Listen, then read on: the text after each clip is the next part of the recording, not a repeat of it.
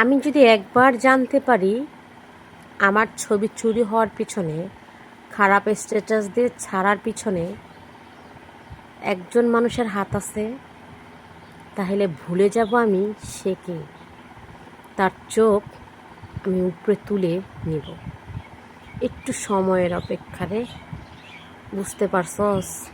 তুই মনে করিস না আমি চুপ করে আসছি।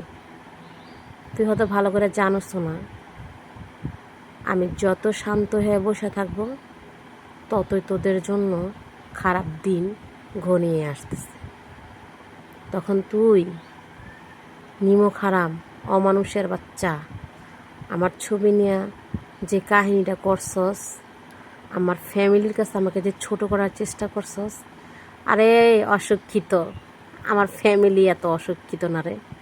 আমার ফ্যামিলির লোকজন জানে তাদের সন্তান, তাদের বোন কোন ধরনের মানুষ। তো তোদের মতো লেজ কাটা কুত্তা যদি আমার পিছে ঘেউ ঘেউ করে না, আমার কিচ্ছু আসে যায় না। বুঝতে পারলি?